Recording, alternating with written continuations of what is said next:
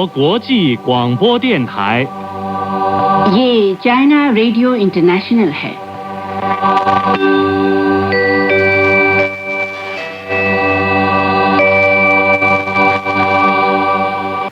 नमस्कार, ये China radio international है। अब हमारा हिंदी कार्यक्रम आरंभ होता है। आज के इस कार्यक्रम में समाचारों के बाद स्वर्णिम चीन के रंग कार्यक्रम के तहत चीन की अल्पसंख्यक जातियों के रीति रिवाज और चीनी उपन्यास पश्चिम की तीर्थ यात्रा प्रस्तुत किए जाएंगे।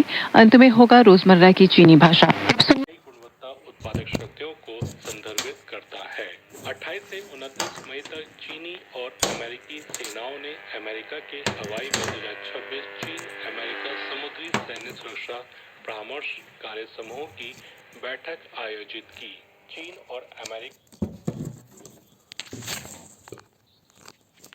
पर बनी महत्वपूर्ण सहमति से प्रेरित होकर दोनों पक्षों ने समानता और सम्मान के आधार पर चीन के बीच वर्तमान समुद्री और हवाई सुरक्षा स्थिति पर खुलकर और रचनात्मक चर्चा की। साथ ही दोनों पक्षों ने 2025 में हुई चीन अमेरिका समुद्री सैन्य सुरक्षा परामर्श तंत्र की बैठक के बाद से समुद्र और हवा में चीन और अमेरिका के बीच मुलाकातों के लिए सुरक्षित आचार संहिता के कार्यान्वयन का आकलन किया और चीन अमेरिका समुद्री सैन्य सुरक्षा मुद्दों के सुधार के उपायों पर चर्चा की।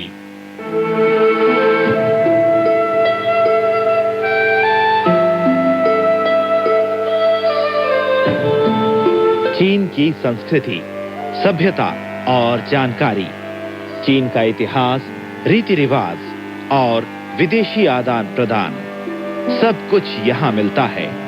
आइए चलते हैं चीन के सफर पर और शुरू करते हैं हमारा खास कार्यक्रम स्वर्णिम चीन के रंग।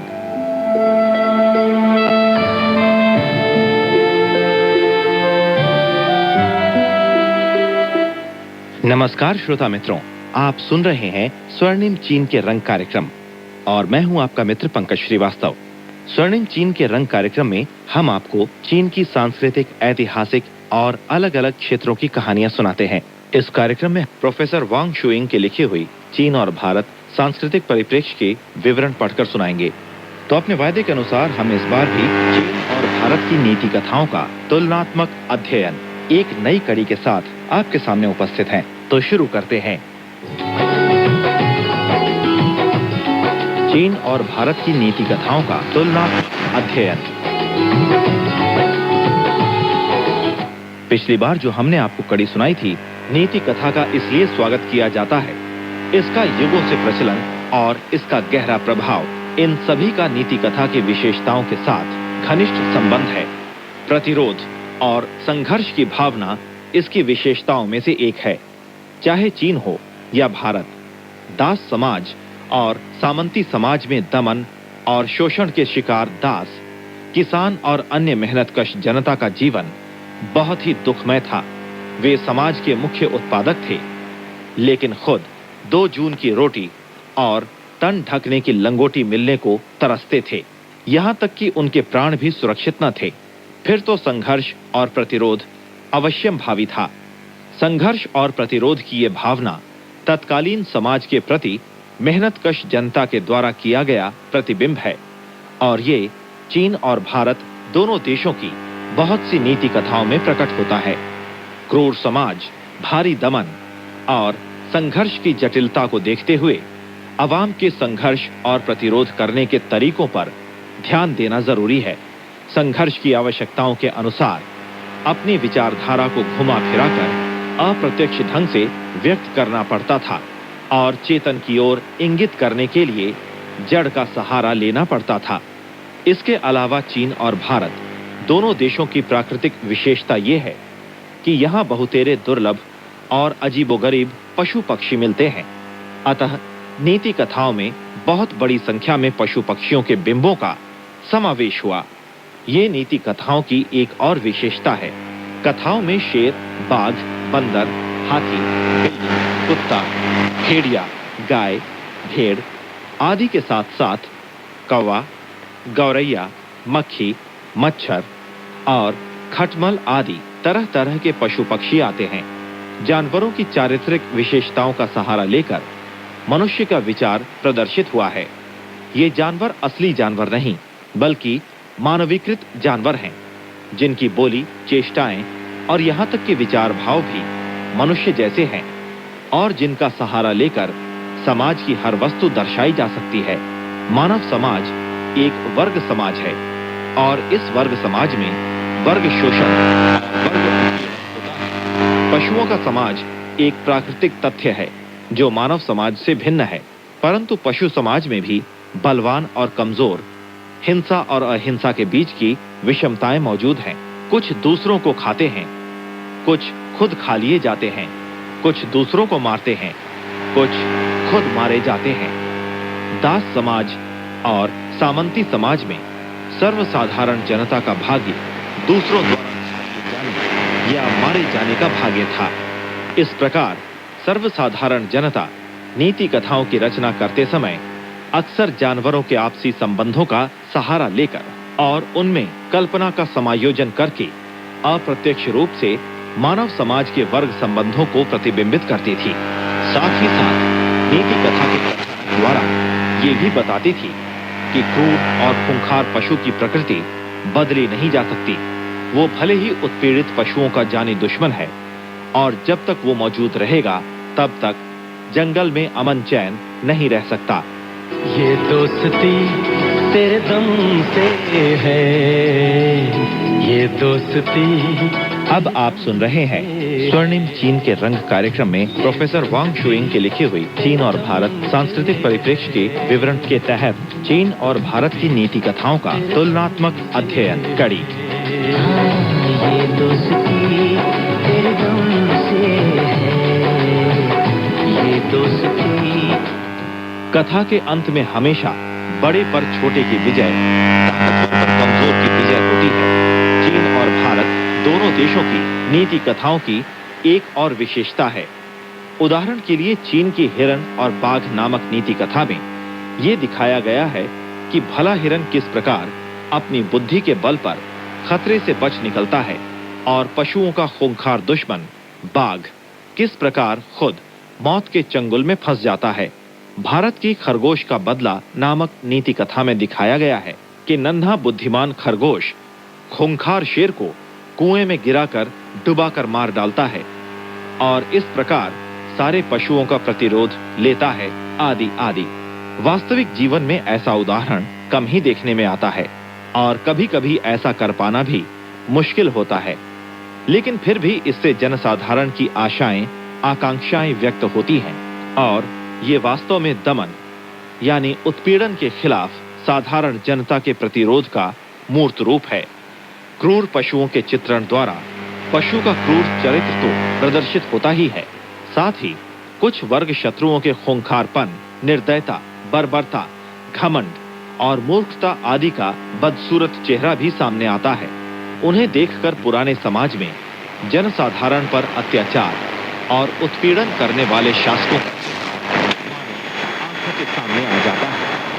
साथ ही साथ भले जानवरों को अन्याय का शिकार होते देखकर सर्वसाधारण जनता का परिश्रम, ईमानदारी, बुद्धिमत्ता और न्याय आदि श्रेष्ठ गुण अनायास आंखों के आगे तैरने लगते हैं। वैसे तो ये नीति कथाएं जानवरों के बारे में हैं, मनुष्यों के बारे में भी हैं, फिर भी मूलतः इनका संबंध मानव जीवन की घटनाओं से ही है। ये मनुष्य और पशुओं का एकीकरण है, और वास्तविकता और कल्पना का एकीकरण है। ये मानवीकरण की कल्पना तकनीक यानी तरीका है। अधिकांश नीति कथाओं में कथा वस्तु का निरूपण विभिन्न जानवरों के विशिष्ट प्रतीकात्मक बिंबों द्वारा होता है। इस विशिष्टता के संदर्भ में चीन और भारत में काफी समानता है। अधिकांश परिस्थितियों में क्रूरता और भयानकता के प्रतीक के रूप में शेर और भेड़िए का इस्तेमाल किया जाता है। ईमानदार और उत्पीड़ित लोगों के बिंब प्रतीक को बकरी या खरगोश द्वारा व्यक्त किया जाता है। चालाकी और धृष्टता के प्रतीक को दर्शाने के लिए लोमड़ी और बंदर आदि का सहारा लिया जाता है। मूर्खता और दयालुता के प्रतीक के लिए रीछ और गधे आदि का प्रयोग होता है। इन प्रतीक बिंबों जानवरों की अपनी आदतों और चारित्रिक विशेषताओं के बीच गहरा संबंध है। लेकिन ये प्रतीक भी पूरी तरह नियत अथवा स्थिर नहीं है। उदाहरण स्वरूप, बंदर कभी भला काम करता है तो कभी बुरा। लोमड़ी के बारे में भी यही बात कही जा सकती है।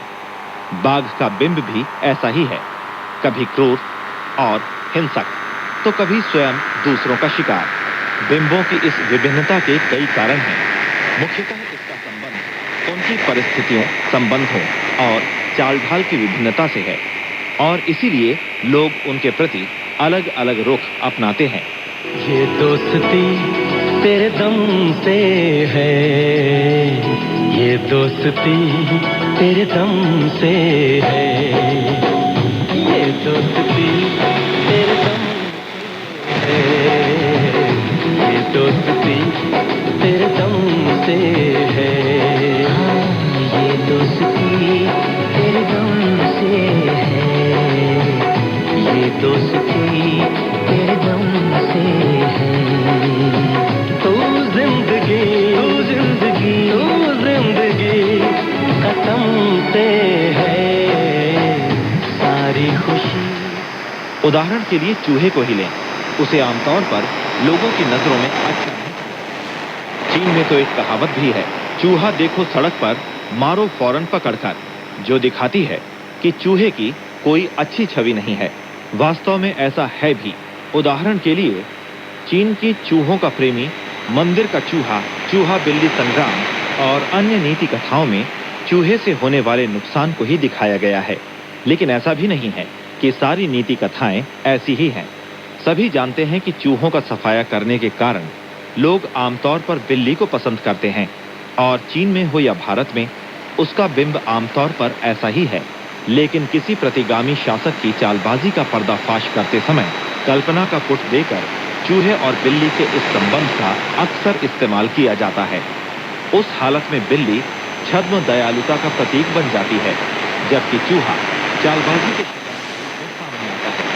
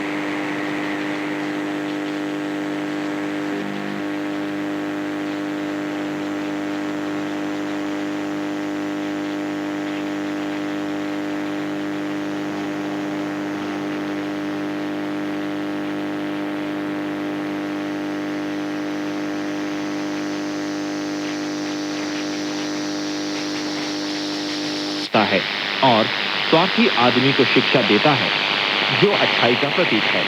इतना ही नहीं, खरगोश को आमतौर पर बुद्धिमत्ता और चतुराई का बिंब माना जाता है।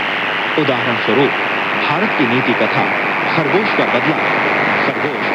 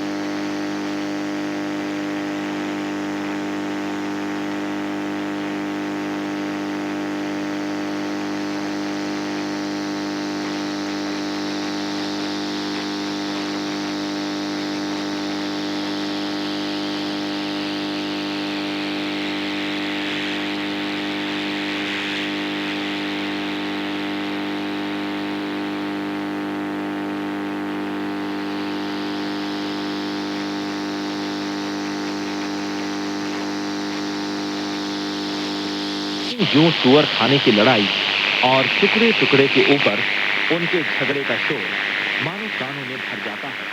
और इसके साथ ही चूहे बिल्ली की लड़ाई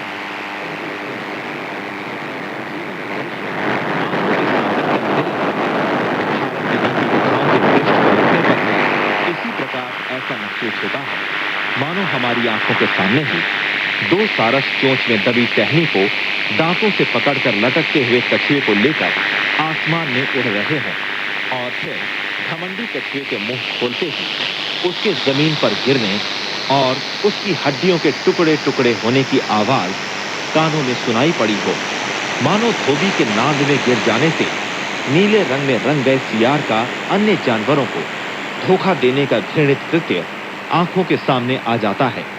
बाघ के आगे आगे अकड़कर चलती हुई लोमड़ी ये सोचने को मजबूर कर देती है कि वास्तविक जीवन में कौन ऐसा है। चीन और भारत दोनों देशों की नीति कथाओं के सारे चित्र विचित्र पात्र, यहाँ तक कि एक एक तिनका, एक एक पशु पक्षी तक सजीव हैं, जीवंत हैं। इससे स्पष्ट होता है कि नीति कथाओं का उद्गम लोक जीवन और वास्तविक जगत है। दूसरी ओर नीति कथा की एक बड़ी भूमिका इस तथ्य में निहित है कि हमने चीन और भारत दोनों देशों की भाषाओं को समृद्ध और विकसित किया।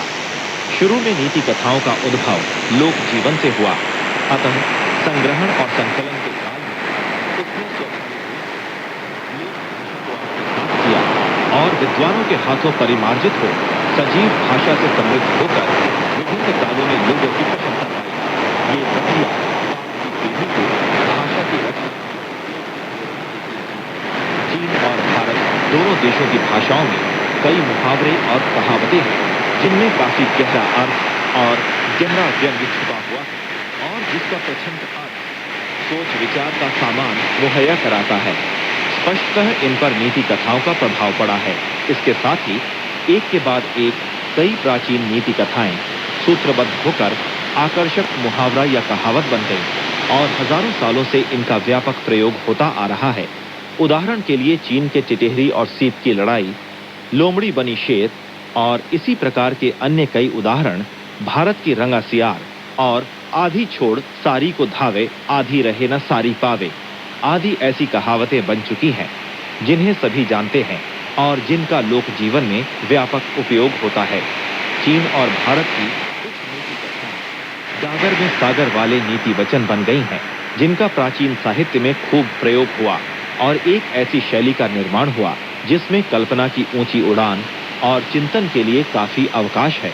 नीति कथाएं वास्तव में चीन और भारत के साहित्य कला कोश के दो अमूल्य रत्न हैं। ये दोस्ती तेरे दम से है, ये दोस्ती तेरे दम से है, ये दोस्ती तेरे दम से है, ये दोस्ती तेरे दम से है, ये दोस्ती तेरे दम से है, ये दोस्ती तेरे दम से है, तो जिंदगी। कथ्य की दृष्टि से देखें या कलात्मक विशेषता की दृष्टि से कई समानताएं और असमानताएं दोनों मिलती हैं। चीन और भारत की नीति कथाओं में कई समानताएं और साथ ही साथ असमानताएं भी हैं। चीन और भारत दोनों देशों की नीति कथाओं में जहां एक ओर सोना बिखरा पड़ा है तो वहीं दूसरी ओर कूड़ा करकट भी कम नहीं है। उदाहरण के लिए चीन की कुछ नीति कथाओं में स्वार्थपरता और अवसरवाद जैसी शोषक वर्ग की मानसिकता का खुलेआम प्रचार किया गया है। कुछ अन्य नीति कथाओं में सबल और निर्बल के आपसी द्वंद्व का समाधान संघर्ष द्वारा नहीं किया गया है, वरन इसके लिए धोखेबाजी का सहारा लिया गया या किसी तीसरे निर्बोध पक्ष को बलि का बकरा बनाया गया। ये सब निश्चय ही सर्वसाधारण जनता की चेतना का नहीं बल्कि शोषक वर्ग की मानसिकता का ही परिचायक है। कुछ और नीति कथाओं में राजा के वचन को देववाणी का दर्जा देकर उसे असीमित सत्ता प्रदान कर दी गई है। सामंतवादी शासक विचार का प्रचार है और वास्तव में ये सामंतवादी शासन को बल देने की भूमिका निभाता है। भारत की नीति कथाएं भी इसी प्रकार की हैं। कुछ में भाग्यवाद का अंधाधुंध प्रचार है, कहते हैं दाने दाने पर लिखा है खाने वाले का नाम, या करम बड़ा बलवान, आदि आदि।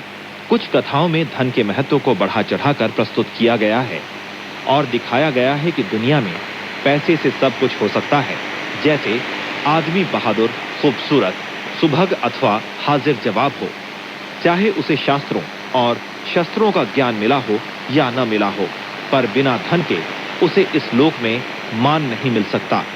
मौका मिलने पर अपने को जोखिम में डालकर साहसी पुरुष दुष्प्राप्य और मनचाहा धन पैदा कर सकते हैं। कुछ ऐसी नीति कथाएं भी जिनमें भारतीय नारी को मिथ्या रूप से बदनाम किया गया है और उन्हें विकृत रूप में प्रस्तुत किया गया है।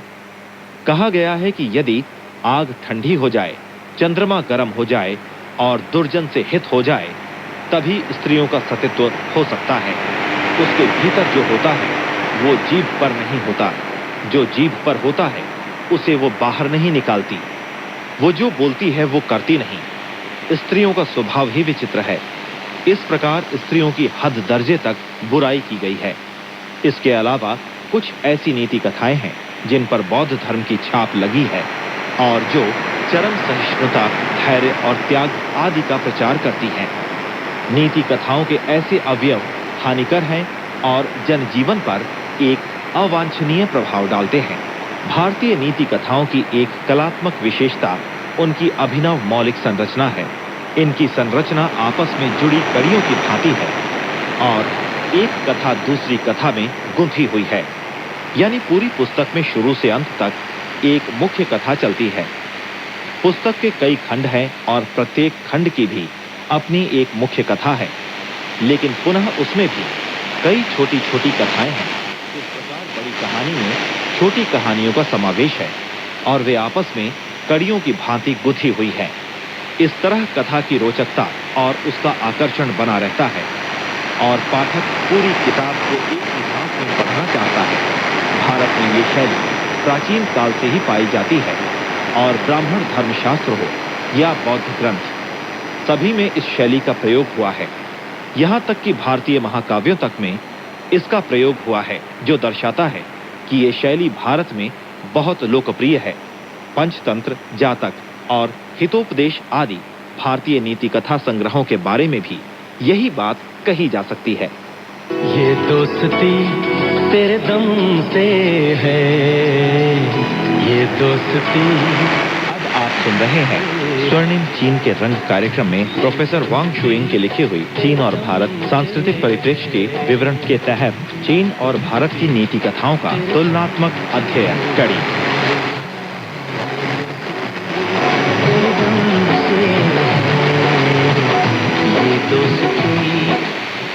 हितोपदेश का ही एक उदाहरण लें। उसमें पहली कहानी में कबूतरों के एक झुंड द्वारा अनाज के दाने खाने का वर्णन है। कहानी खत्म होते समय उसमें एक वाक्य मिलता है, कहीं तुम्हारी भी वही दशा ना हो जैसी लालची पथिक की हुई थी। इस प्रकार अगली कहानी लालच का फल का आरंभ किया गया है। दूसरी कहानी के अंत में दोस्त बनाने के वर्णन के संदर्भ में कहा गया है कि कहीं उस हिरण जैसी हालत न हो जाए, और इस प्रकार हिरण और भेड़िए की कहानी का आरंभ किया गया है। पूरी पुस्तक की ये शैली भारतीय और चीनी नीति कथाओं की एक प्रमुख असमानता है और ये भारतीय नीति कथा संग्रहों की विशेषता है और श्रेष्ठता भी। भारतीय नीति कथाओं की एक और विशेषता है पद्य और गद्य का समन्वय। क्या जातक, क्या पंचतंत्र, क्या हितोपदेश, सभी के बारे में ये बात कही जा सकती है। कुछ पुस्तकों में कथ्य को पहले पद्य के रूप में देकर फिर गद्य के रूप में दोहराया जाता है। बीच बीच में पद्यात्मक सूक्तियों का भी समावेश रहता है। हितोपदेश इसका एक उदाहरण है। लेकिन कुछ पुस्तकों में पद्य और गद्य में वर्णित कथ्य परस्पर एक दूसरे की पुनरावृत्ति नहीं करते, बल्कि इनमें से प्रत्येक कथा के विभिन्न भागों को व्यक्त करता है। पंचतंत्र इसका उदाहरण है। पुस्तक के आरंभ में एक श्लोक है। प्रत्येक खंड के आरंभ में भी एक एक श्लोक है। वृत्तांत के बीच बीच में अक्सर कहा जाता है कि लोग ठीक ही कहते हैं या कहा जाता है इत्यादि। इसके बाद श्लोक होता है, कभी एक श्लोक, कभी कई श्लोक। उपर्युक्त भारतीय नीति कथाओं की विशेषताएं और श्रेष्ठताएं हैं। उन्होंने चीन के साहित्य और कला पर गहरा असर डाला है। जैसा कि चीन के महान साहित्यकार लुशुन ने कहा है कि राजवंश और छिन राजवंश से बौद्ध रचनाओं का अनुवाद शुरू हुआ। जियांगशू यानी भारत की कथाएं सारे संसार में फैली हुई थीं। बुद्धिजीवी लोग उन कथाओं का नया रूप पसंद करते थे। अतः जाने अनजाने में इनका ग्रहण करके उन्हें अपने देश का एक भाग बनाया गया। चीन के उपन्यासों का ही उदाहरण लें। 6 राजवंशों के काल की भूत प्रेत वाली कहानियों के उद्भव से लेकर थांग राजवंश काल में चेतना युक्त उपन्यासों की रचना की शुरुआत और सुंग राजवंश काल के समापन तक। इसके अतिरिक्त प्रसिद्ध क्लासिक उपन्यासों में भी भारतीय नीति कथाओं के अवयव और रंग आसानी से खोजे जा सकते हैं। भारत की नीति कथाओं के ये प्रभाव कथ्य में मिलते हैं और शैली में भी। इसके बारे में हम आगे जानेंगे। चीन और भारत संसार के प्राचीनतम सभ्य देशों में से हैं। इन दोनों देशों ने दुनिया की संस्कृति के लिए अपने अपने योगदान दिए हैं। साथ ही दोनों देशों की जनता एक दूसरे से सीखती आई है, जिससे सुंदर सुंदर फूल खिलते रहे हैं और तरह तरह के समृद्ध फल प्राप्त हुए हैं। आज के जमाने में मुझे पक्का विश्वास है दोनों देशों की जनता एक दूसरे से और अधिक सीख सकेंगी। दोनों देशों के वैज्ञानिक और सांस्कृतिक फुलवारी में अवश्य ही नए फूल के पौधे उग सकेंगे। ये दोस्ती तेरे दम से है, ये दोस्ती तेरे दम से है, ये दोस्ती तेरे दम से है, तेरे दम से है, ये दोस्ती तेरे दम से है, ये दोस्ती तेरे दम से है, तू जिंदगी तो श्रोता मित्रों, ये था स्वर्णिम चीन के रंग कार्यक्रम में प्रोफेसर वांग शुइंग के लिखी हुई चीन और भारत सांस्कृतिक परिप्रेक्ष्य के विवरण के तहत चीन और भारत की नीति कथाओं का तुलनात्मक अध्ययन। आज ये कड़ी यहीं समाप्त होती है। अगली बार हम एक नई कड़ी के साथ एक बार फिर आपके सामने उपस्थित होंगे। तब तक के लिए अपने मित्र पंकज श्रीवास्तव को आज्ञा दें। नमस्कार।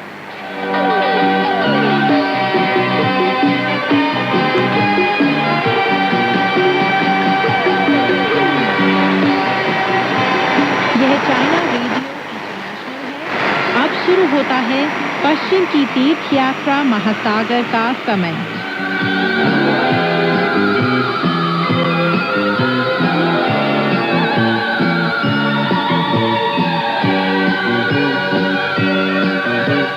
नमस्कार दोस्तों, पश्चिम की तीर्थ यात्रा सुप्रसिद्ध चीनी उपन्यास लेकर हाजिर हूँ मैं मैत्री शर्मा। आज की कहानी इस प्रकार है। दोस्तों, अब तक आपने कहानी में सुना कि वानर ने छल कपट कर दानवराज से जादुई घंटियां ले ली और बदले में नकली घंटियां उसे थमा दी। राजा के सोने के बाद वह फाटक पर जाकर खूब शोर मचाता है, जिससे राजा भी उठ जाता है और पूरे माजरे का पता करने को कहता है। चलिए दोस्तों, कहानी को आगे बढ़ाते हैं और सुनते हैं कहानी में आगे क्या हुआ। जब दानवराज राजमहल तो अनेक डरे हुए छोटे दानव उसे दंडवत प्रणाम करते हुए बोले, कोई बाहर से चीखता चिल्लाता जा रहा है, गाली गलौज भी कर रहा है। वह स्वर्ण प्रासाद महारानी को वापस लौटाने की मांग भी कर रहा है, और अगर हम जरा भी इनकार करते हैं तो वह चीखना चिल्लाना जारी रखता है और गंदी गंदी गालियां देने लगता है। महाराज, जब सुबह होने तक आप भी बाहर नहीं निकले तो उसने हताश होकर फाटक पर वार करना शुरू कर दिया। दानवराज बोला, फाटक हरगिज मत खोलना, जाओ उससे पूछो वह कहाँ से आया है और उसका नाम क्या है, और जितना जल्दी हो सके मुझे बताओ।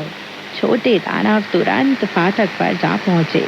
उन्होंने फाटक के अंदर से ही पूछा, कौन हो तुम? तुम्हारा नाम क्या है और हमारा दरवाजा क्यों खटखटा रहे हो? वानर ने जवाब दिया, मैं तुम्हारा दादा हूँ, जिसे पुरपुरिया से स्वर्ण प्रासाद महारानी को अपने देश ले जाने के लिए भेजा गया है। जब छोटे दानवों ने यह सुना तो उन्होंने दानवराज को सूचना दे दी। दानवराज राजमहल के पीछे के भाग में कक्षा में महारानी से यह पूछने गया कि आक्रमणकारी है कौन। महारानी नींद से अभी अभी जागी थी और उसने अभी ना तो बाल संवारे थे और ना मुंह धोया था। दासियों ने उसे बताया, महाराज पधारे हैं। महारानी ने झटपट कपड़े ठीक ठाक किए और दानवराज का स्वागत करने बाहर पहुंच गई। दानवराज अभी बैठा ही था और उससे पूछने ही वाला था कि छोटे दानवों की आवाज सुनाई दी। परदेश से आए किसी दादार ने फाटक तोड़ दिया है। दानवराज ने मुस्कुराते हुए पूछा, आपके देश में कितने सैन्य अधिकारी हैं श्रीमती जी? महारानी ने जवाब दिया, राजमहल के अंदर घुड़सवार और पैदल सेना की 48 वाहिनियां हैं और 1000 अच्छे सैन्य अधिकारी भी हैं। सीमांत क्षेत्रों में भी बहुत सारे सेनापति हैं।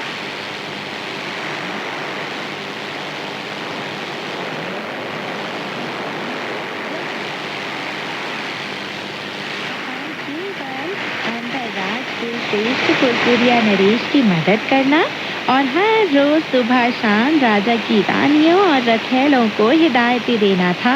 बाहर न जाने कितनी घटनाएं होती रहती थी। भला मैं सब सेना नायकों के नाम कैसे याद रख सकती थी? दानवराज ने कहा, यह व्यक्ति अपना नाम दादार बता रहा है। 100 कुल नाम नामक ग्रंथ में ऐसे किसी नहीं है। आप एक अत्यंत मेधावी और सुसंस्कृत महिला हैं और राजमहल में रह चुकी हैं। आपने बहुत सारे ग्रंथ भी पढ़े हैं। क्या आपको किसी भी ग्रंथ में ऐसा नाम दिखाई दिया? महारानी ने जवाब दिया, सैकड़ों शब्दों वाली क्लासिकी पुस्तिका में ऐसा नाम जरूर है। मैं सोचती हूँ यह उसी का उल्लेख है। दानवराज ने खुश होकर कहा, मुझे यकीन है कि आप बिल्कुल ठीक कह रही हैं। मुझे पक्का मालूम है कि आप सही कह रही हैं। इसके बाद वह उठ खड़ा हुआ, महारानी से विदाई ली, मंडप में गया, कसकर कवच धारण किया, सैनिकों को इकट्ठा किया, फाटक खुलवाया और सीधा बाहर चला गया। वह बुलंद आवाज में चिल्लाया, पुरपुरिया का दादार कौन है? अपने दाहिने हाथ में स्वर्ण पट मंडित लौह दंड उठाए और बाएं हाथ से दानव की ओर इशारा करते हुए वानर ने जवाब दिया, अरे भतीजे, तुम अपने ताऊ पर क्यों चिल्ला रहे हो? उसे देखते ही दानवराज आग बबूला हो गया। अरे ओ दुष्ट! वह जोर से चिल्लाया, वानर जैसी सूरत में तुम लगते हो बिल्कुल लंगू। वानर जैसी सूरत में तुम लगते हो बिल्कुल लंगू। प्रेतों जैसी शक्ल तुम्हारी, मुझको छलने की हिम्मत कैसे हो पाई तुझको मूढ़? कैसे हो पाई तुझको मूढ़? वानर ने हंसते हुए कहा, पुरपुरिया नरेश को डराने धमकाने और उसे आंखें दिखाने में तुम्हें शर्म नहीं आती? दानव ने गुस्से में वानर से उसका नाम पूछा। जब दानवराज ने यह सुना कि वह सुनमुखुन है तो वह बोला, अच्छा, तो तुम ही हो जिसने स्वर्ग में उत्पात मचाया था। अगर तुम्हें पश्चिम की तीर्थ यात्रा में रक्षा करने के लिए रिहा किया गया है तो तुम अपनी राह में क्यों नहीं जाते? तुम्हारी हरकतों से ऐसा लगता है जैसे तुम पुरपुरिया राज्य के गुलाम हो। यहाँ आकर तुमने फालतू ही अपनी जान खतरे में डाल दी है। यह सुनकर वानर जोर से चिल्लाया, अरे ओ अधम राक्षस, तुम नहीं जानते कि तुम क्या बक रहे हो। मुझे पुरपुरिया नरेश ने बड़ी विनम्रता के साथ आमंत्रित किया है अपनी मदद के लिए। खड़े रहो वहीं और लो अपने दादा के हाथ का यह करारा प्रहार। दानवराज फुर्ती के साथ एक तरफ हट गया और वानर के दंड प्रहार से बच गया। दोनों के बीच भीषण युद्ध छिड़ गया। जब उन दोनों के बीच युद्ध के 50 दौर पूरे होने पर भी कोई परिणाम नहीं निकला तो दानवराज को एहसास होने लगा कि वानर को हराना उसके बूते का नहीं है। वानर के लौहदंड को अपने कुठार से रोकते हुए दानव बोला, ठहरो नवदीक्षित, सुन, मैंने अभी सुबह का नाश्ता नहीं किया। पहले मुझे नाश्ता करके आने दो, फिर मैं तुमसे निपट लूंगा। वानर बखूबी जानता था कि दानव अपनी घंटियों को लेने जा रहा है, इसलिए उसने अपना दंड एक ओर रख दिया और बोला, एक वीर थके हारे खरगोश का पीछा नहीं करता। तुम जा सकते हो। भर पेट भोजन करने के बाद फिर से आना। दानव राज तेजी से मुड़ा और गुफा के अंदर महारानी के पास जाकर बोला, मेरी निधियां मुझे फौरन लौटा दो। महारानी ने पूछा, किस लिए महाराज? दानव राज ने कहा, आज सुबह जिस व्यक्ति ने मुझे युद्ध के लिए ललकारा है, वह एक ऐसे भिक्षु का शिष्य है जो धार्मिक ग्रंथों को लेने जा रहा है। उसका नाम सुनमुखुन या नवदीक्षित सुन है। दादार उसका उपनाम जान पड़ता है। मैं उससे काफी देर से लड़ रहा हूँ, लेकिन अभी तक कोई जीत नहीं पाया, कोई परिणाम नहीं निकल पाया। अब देखो, मैं अपनी निधियों को निकालकर धुएं और आग की लपटों से इस वानर को कैसे जला डालता हूँ। ये शब्द सुनकर महारानी बड़े असमंजस में पड़ गई। अगर वह घंटियों को नहीं लाती तो उसे चिंता थी कि दानव कहीं उस पर शक न करने लगे, और अगर वह उन्हें ले आती तो उसे डर था कि कहीं नवदीक्षित सुन की जान खतरे में न पड़ जाए। वह इसी उधेड़ बुन में थी कि दानव राज ने फिर एक बार आग्रह पूर्वक कहा, जल्दी करो, घंटियों को फौरन ले आओ। अब तो महारानी के पास उसने ताला खोला और तीनों घंटियों को दानव राज को सौंप दिया। दानव राज उन्हें उठाकर फिर से एक बार गुफा के बाहर चला गया। महारानी की आंखों से आंसू टपकने लगे। वह सोचने लगी कि वानर के लिए अब अपनी जान बचा पाना संभव नहीं है। दानव की ही तरह उसे भी यह मालूम नहीं था कि वह घंटियां नकली हैं। गुफा से बाहर निकलकर दानव राज हवा के बहाव के अनुकूल एक ऊंचे स्थान पर खड़ा होकर चिल्लाया, अरे ओ नवदीक्षित सुन, जहाँ हो जरा मेरी घंटियों का कमाल भी देखो। वानर ने जवाब दिया, अगर तुम्हारे पास घंटियां हो सकती है तो क्या भला मेरे पास नहीं हो सकती? अगर तुम अपनी घंटियां बजा सकते हो तो क्या मैं अपनी घंटियां नहीं बजा सकता? इस पर दानव राज ने पूछा, कौन सी घंटियां हैं तुम्हारे पास? जरा मैं भी तो देखूं। वानर ने तिलिस्मी शक्ति से अपने लौहदंड को कसीदाकारी की सुई के बराबर छोटा बना लिया और अपने कान में खोंस लिया। फिर 3 असली निधियों को अपनी कमर से निकाल लिया और बोला, ये है मेरी जादुई 3 घंटियां। उन्हें देखते ही दानव राज चौंक गया। उसने सोचा, बड़ी विचित्र बात है, अजीब बात है ये तो। क्या वजह है कि इसकी घंटियां भी बिल्कुल मेरी घंटियों जैसी?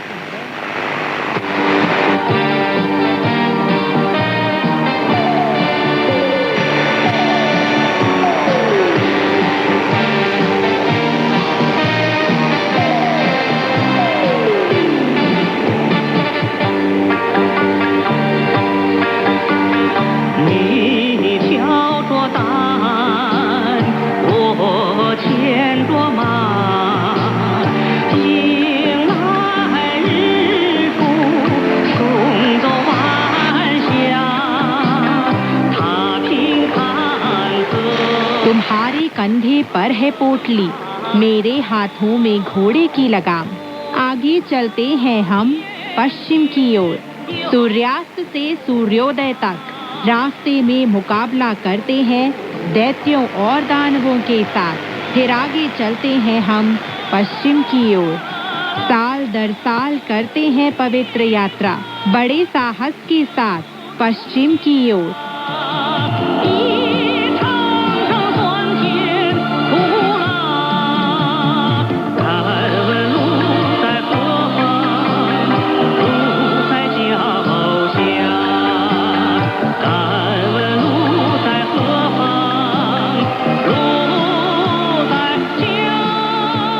तो दोस्तों, आज की कहानी यहीं तक।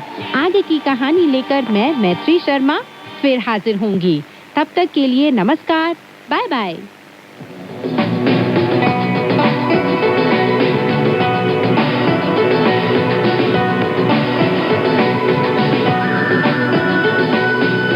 用你的母语学汉语，每日汉语。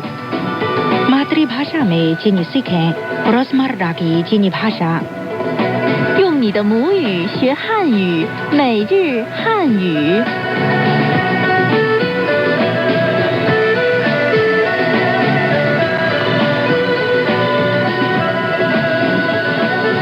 ये चाइना रेडियो इंटरनेशनल है।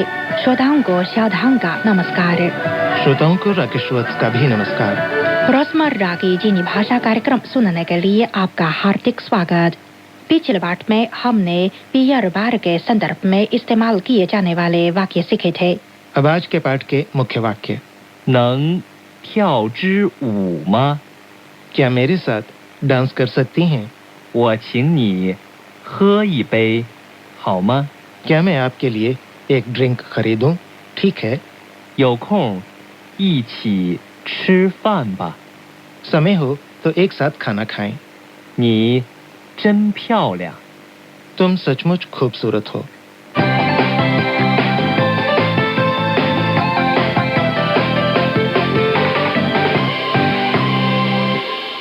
शावथांग जी, मेरे दोस्त ने सप्ताहांत में मुझे डिस्को जाने के लिए आमंत्रित किया है, लेकिन मैं भूल गया हूँ कि लड़की को नाचने के लिए आमंत्रित करने के लिए चीनी में कैसे कहा जाएगा। आप कह सकते हैं 能跳支舞吗? नन थ्याओ चू मा। सकना या चाहना। नंग 跳支舞 नाचना, डांस करना। 跳支舞 能跳支舞吗? नंग थ्याओ चू मा। क्या मेरे साथ डांस कर सकती हैं?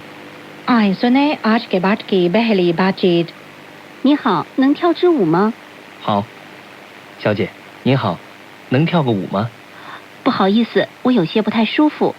शावथांग जी, डांस के अलावा यदि मैं उसके लिए ड्रिंक खरीदना चाहता हूँ तो चीनी में कैसे कहना चाहिए? आप कह सकते हैं 我请你喝一杯好吗? क्या मैं आपके लिए एक ड्रिंक खरीदूं? ठीक है। 我请你喝一杯好吗?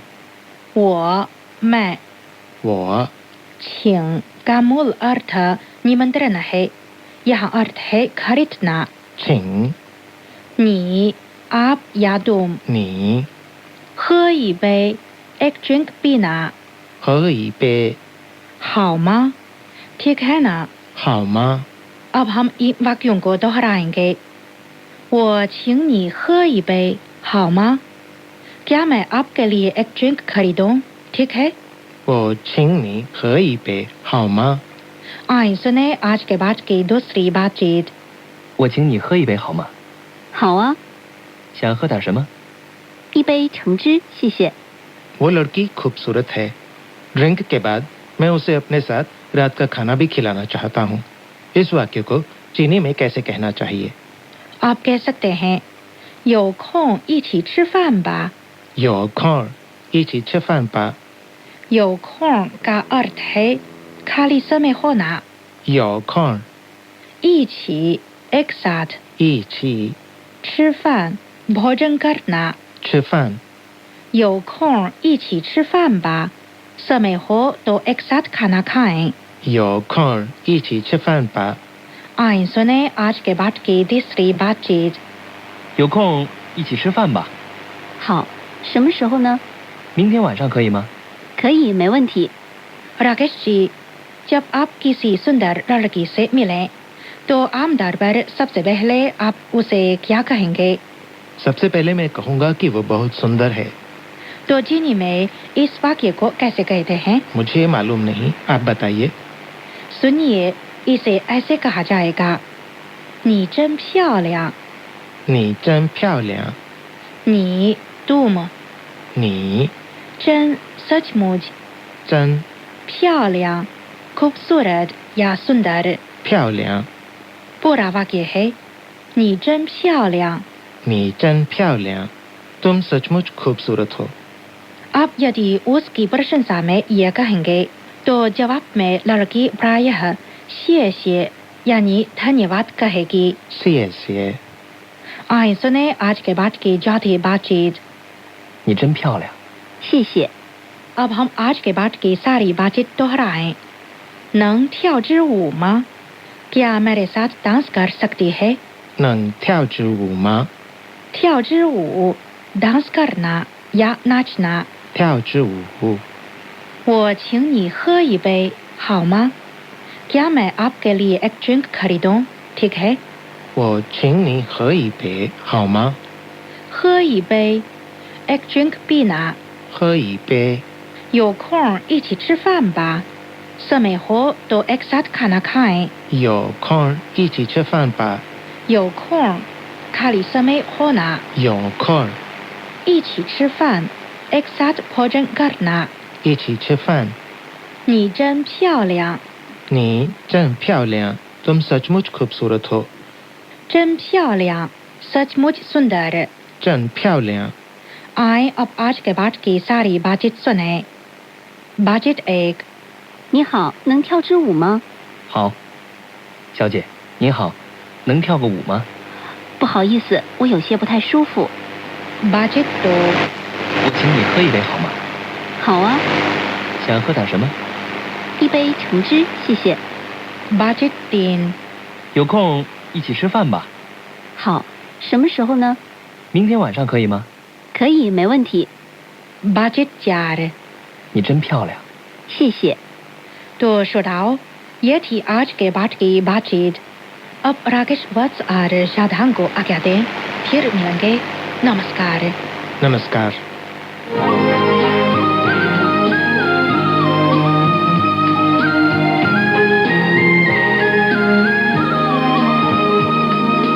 CGTN हिंदी सेवा रोजाना 5 कार्यक्रम प्रसारित करती है।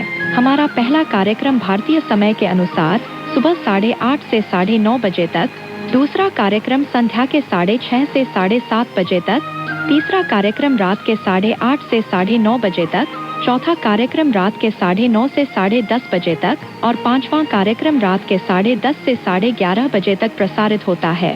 कार्यक्रमों के मीटर बैंड इस प्रकार है।